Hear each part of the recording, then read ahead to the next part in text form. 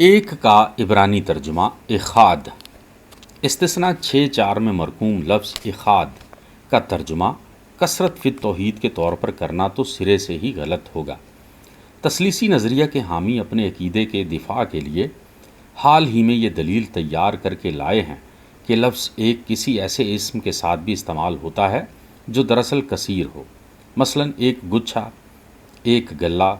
اسی طرح لفظ اخاد یعنی ایک بھی کسی کثرت والے اسم کے ساتھ آتا ہے۔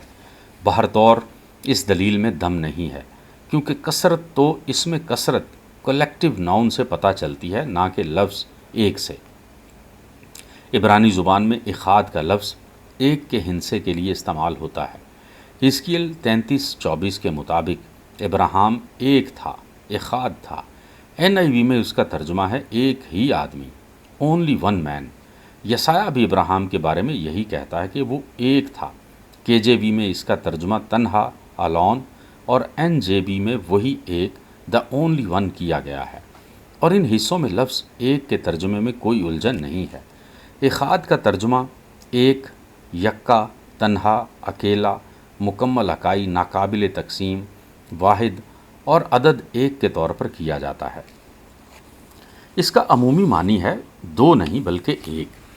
وائز 4:8 NACV ترجمے کے مطابق مرقس کی انجیل میں یسوع نے استثنا 6:4 کا حوالہ دیا ہے۔ مرقس 12:29 اے اسرائیل سن، خداوند ہمارا خدا ایک ہی خداوند ہے، اور صاف ظاہر ہے کہ یہاں محض ایک شخصیت مذکور ہے جو اسی حصہ میں مرقوم مسیح خداوند سے ممتاز و منفرد ہے۔ ملاکی 1:6 اور 2:10 میں ایک خدا کو باپ کے طور پر شناخت کیا گیا ہے، اور انجیل میں بھی بارہا اس کا ذکر یسوع سے الگ کیا گیا ہے، جسے خدا کا بیٹا اور ایک الگ شخصیت کہا گیا ہے۔ عبرانی بائبل میں خدا کا مسا کیا ہوا، جس کا لفظی مطلب مسیح ہے، سے مراد اسرائیل کا بادشاہ ہے، مگر خدا کے نمائندے کو کبھی بھی خدا کی ذات میں مدغم نہیں کیا گیا۔ یہ دلیل کہ ایک کا مطلب دراصل مرکب وحدت ہے، ایک ایسی دلیل ہے جو کسی منطقی ثبوت کے بغیر زور زبردستی منوائی جانے کی کوشش کی جا رہی ہے۔ رابرٹ مورے بھی اسی خیال کے حامی ہیں کہ اخاد کا مطلب واحد مطلق نہیں بلکہ مرکب اکائی ہے۔ اس دلیل میں موجود زبان کا ہیر پھیر صاف نظر آتا ہے۔ عبرانی بائبل کے متن میں لفظ اخاد کوئی 960 بار استعمال ہوا ہے، اور ایک بھی مقام پر صیغہ جمع کے بارے میں اشارہ نہیں کرتا۔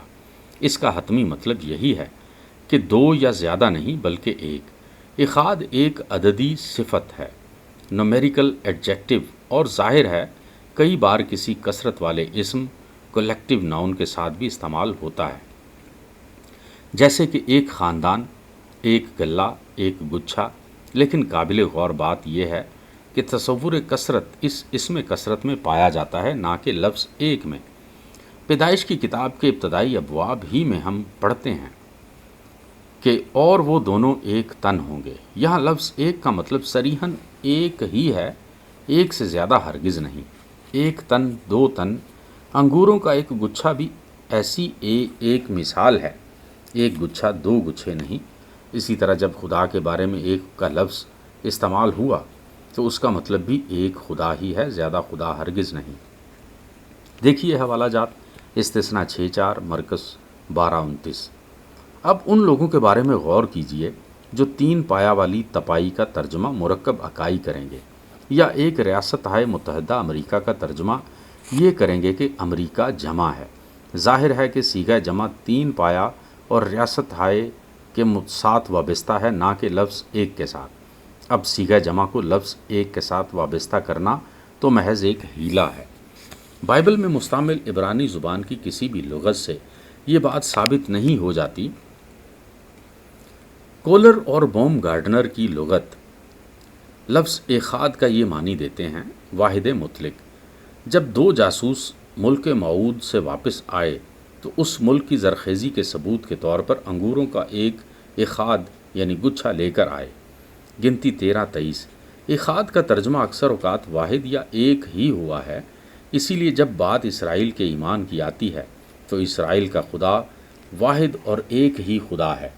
ہم نے اپنے نقطۂ نظر کو واضح کرنے کے لیے اس لیے اتنا زور دے رہے ہیں کیونکہ حیرت انگیز طور پر ایک حالیہ تثلیثی دفاعی دلیل یہ کہتی ہے کہ جہاں بھی اخاد کا لفظ استعمال ہوا ہے اس سے مراد ہمیشہ کثرت فی وحدت ہے۔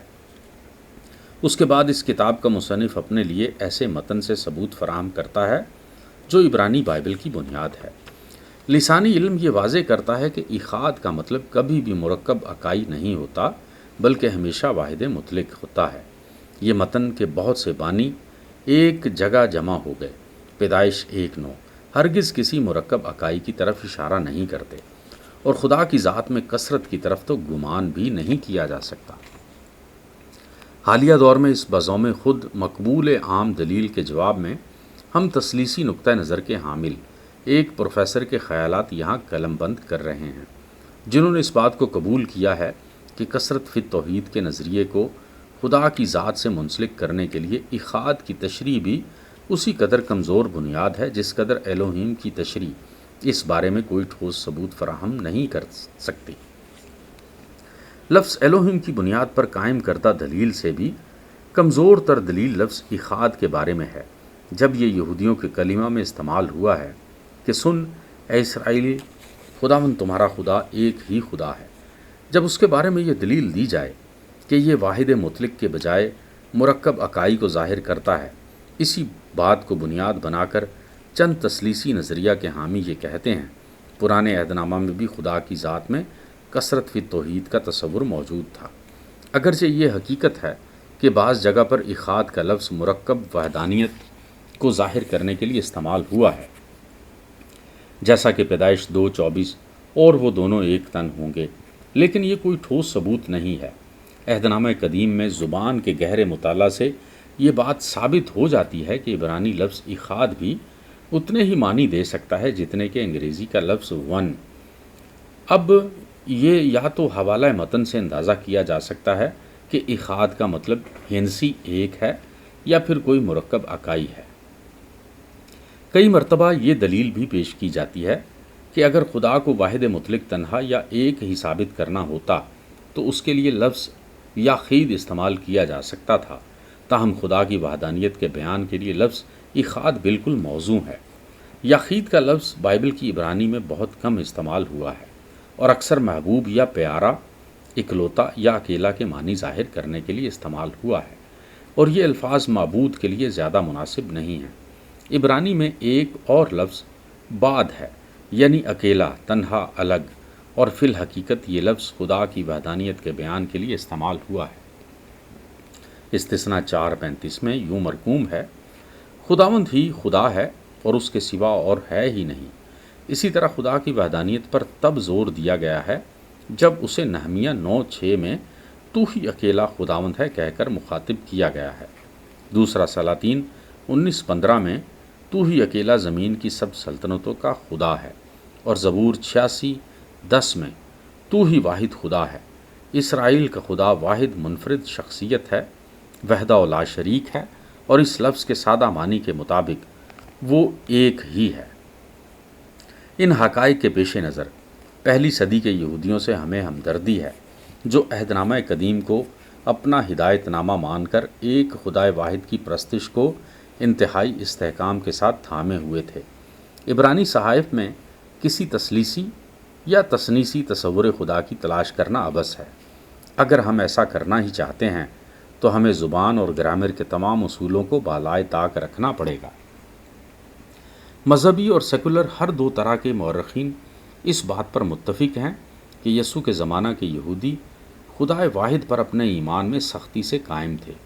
تاریخ کی عظیم ترین ستم ظریفی یہ ہے کہ مسیحی عالمین الہیات نے یہودیوں سے یہ حق چھین لیا ہے کہ وہ اپنے ہی صحائف کی تفسیر پیش کر سکیں اور تصور خدا کی وضاحت کر سکیں۔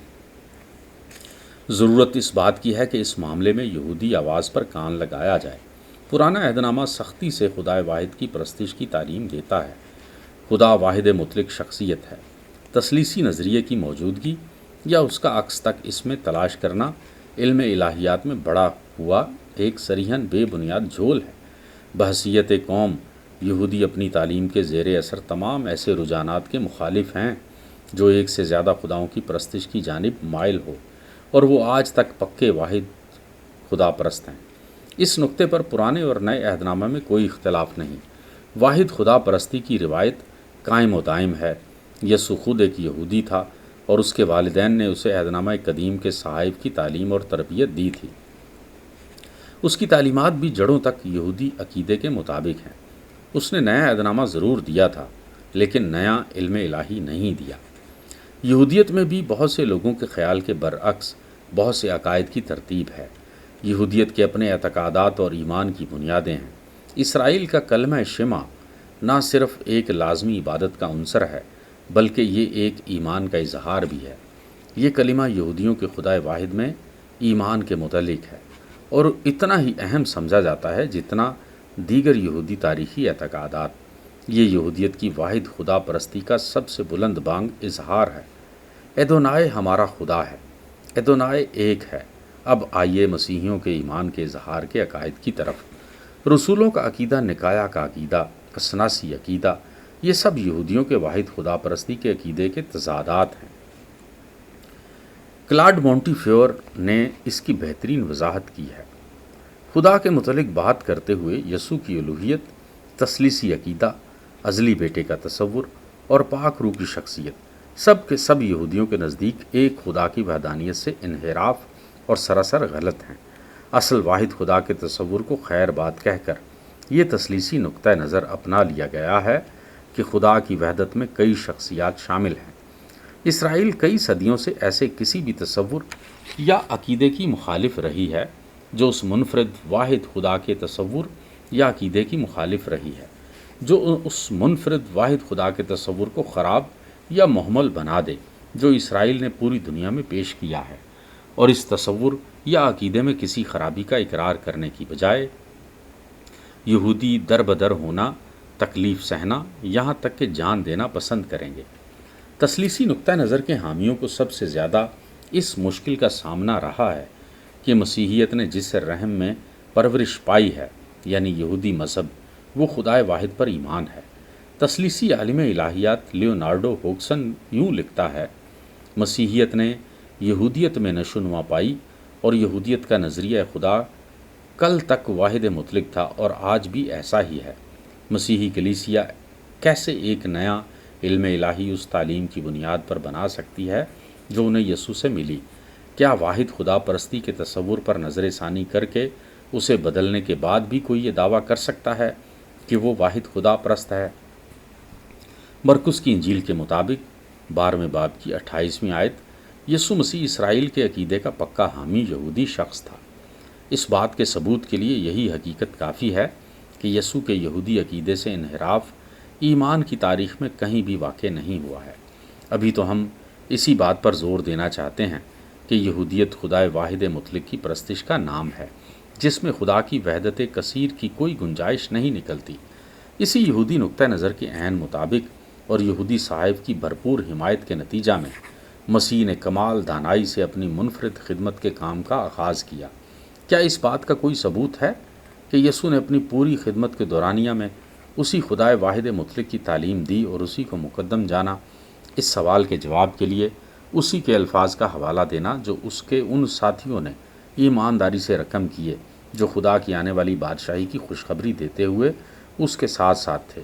دیکھیے مرکس 1:14-15، لوکا 4:43۔